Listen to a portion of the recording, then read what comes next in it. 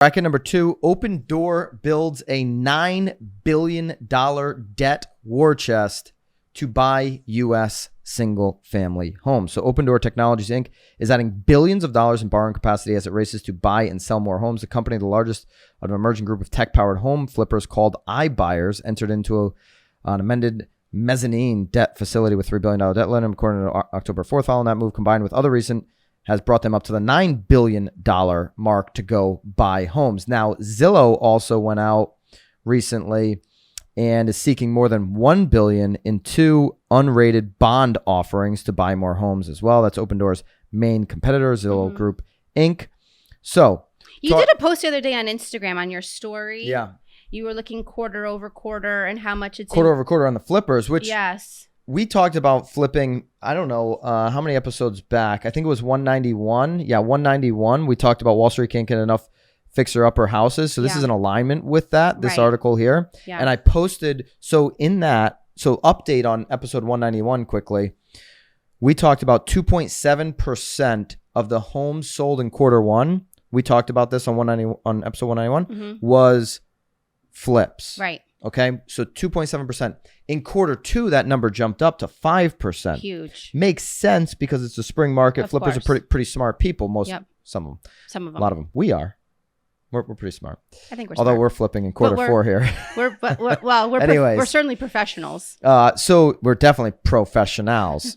So quarter two, 5%. That was 80,000 homes flipped in quarter two of this year. That was the most in over 10 years in any quarter. So quarter one was one of the lowest. Yeah. Quarter two was one of the highest in the last 10 years.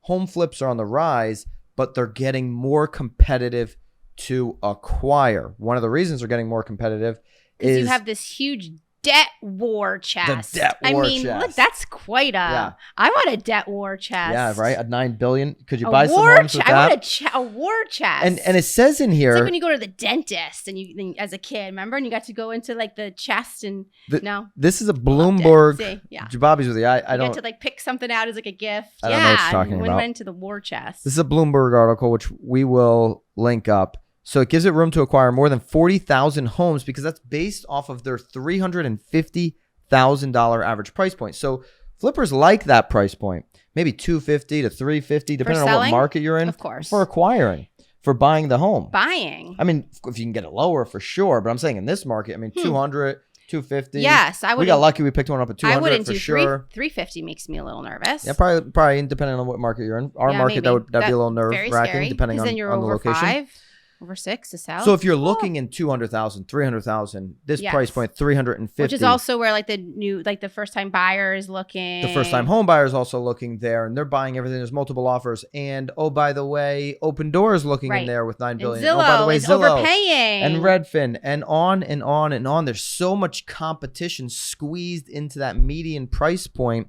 Maybe you're gonna, as a flipper, get something that needs a whole bunch of renovation, so you can price it into that 350. I get that, but you just have a ton of competition in these price ranges, and it's only going to get more severe. In fact, going back to the Tom Ferry Summit, Tom, and everyone said unequivocally that the next 3 years, the inventory crisis is not going away.